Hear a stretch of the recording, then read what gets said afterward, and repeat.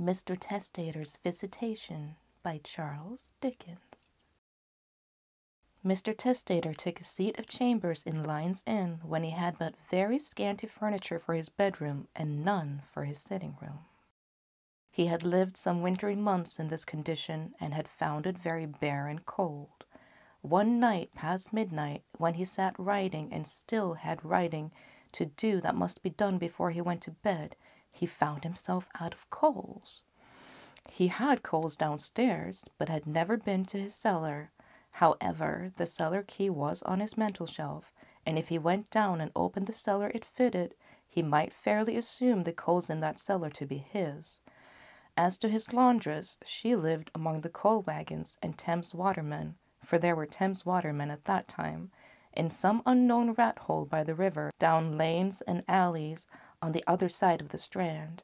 As to any other person to meet him or obstruct him, Lyne's Inn was dreaming, drunk, maudlin, moody, betting, brooding over bill discounting, renewing, asleep or awake, minding its own affair. Mr. Testator took his coal scuttle in one hand, his candle and key in the other, and descended to the dismalest underground dens of Lyne's Inn, where the late vehicles in the street became thunderous, and all the water pipes in the neighborhood seemed to have Macbeth's amen sticking in their throats and to be trying to get it out.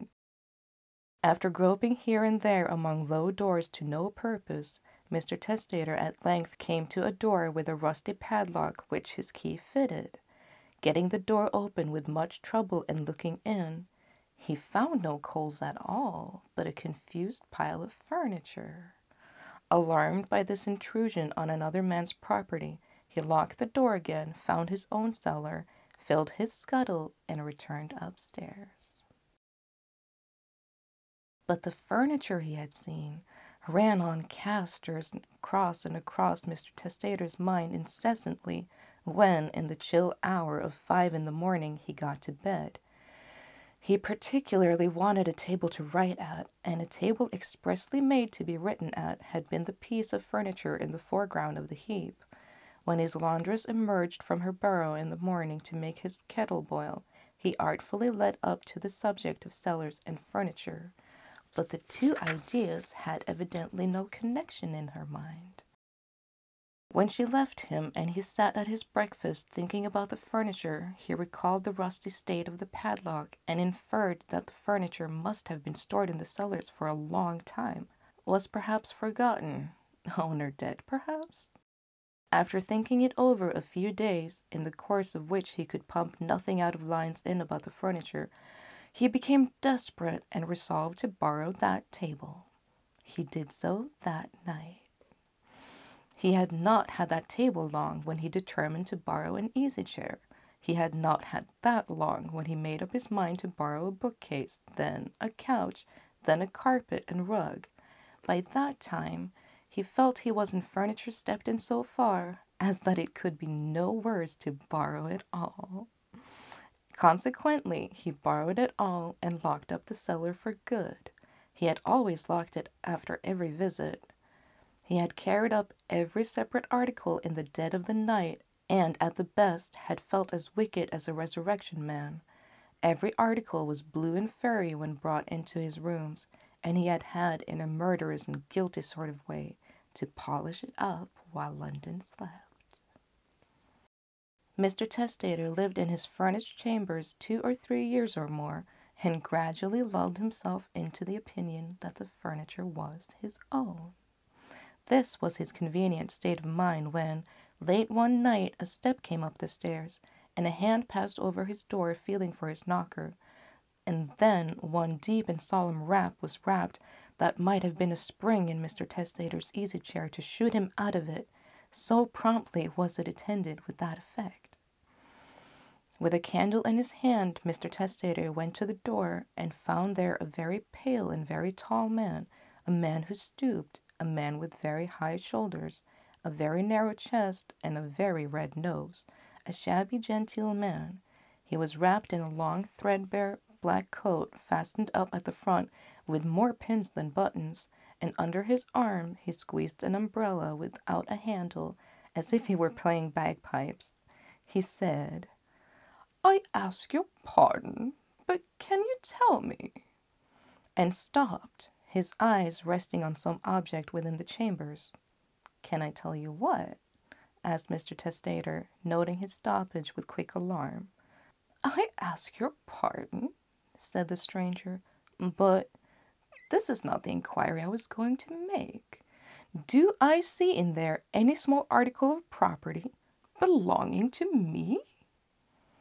Mr. Testator was beginning to stammer that he was not aware, when the visitor slipped past him into the chambers. There, in a goblin way which froze Mr. Testator to the marrow, he examined first the writing table, and said, Mine.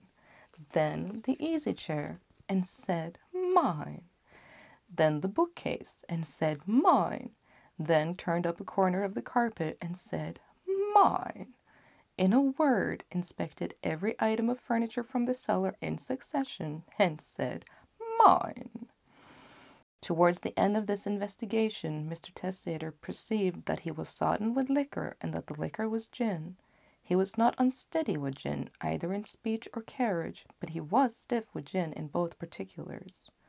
Mr. Testator was in a dreadful state, for, according to his making out of the story, the possible consequences of what he had done in recklessness and hardihood flashed upon him in their fullness for the first time. When they had stood gazing at one another for a little while, he tremulously began, Sir, I'm conscious that the fullest explanation, compensation, and restitution are you due. They shall be yours. Allow me to entreat that, without temper, without even natural irritation on your part, we may have a little drop of something to drink, interposed the stranger. I am agreeable.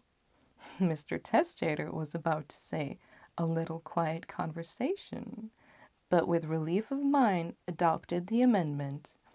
He produced a decanter of gin, and was bustling about for hot water and sugar, when he found that his visitor had already drank half of the decanter's contents.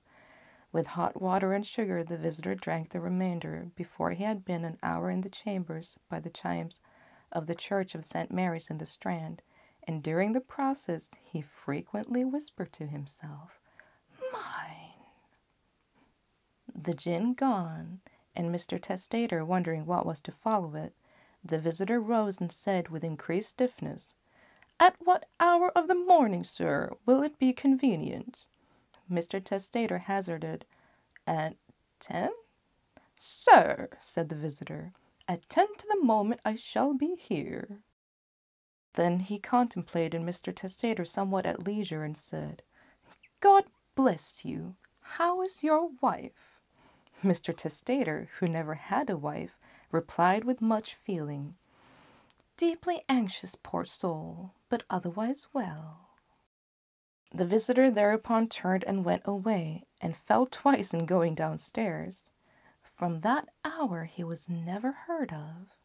Whether he was a ghost, or a spectral illusion of conscience, or a drunken man who had no business there, or the drunken rightful owner of the furniture with a transitory gleam of memory, whether he got safe home, or had no home to get to, whether he died of liquor on the way, or lived in liquor ever afterwards, he never was heard of more. This was the story received with the furniture, and held to be as substantial by its second possessor in an upper set of chambers in grim Lyon's Inn. The end of that fun little short story by the brilliant Charles Dickens. Hope you enjoyed that too. Hope to see you next time. Bye for now.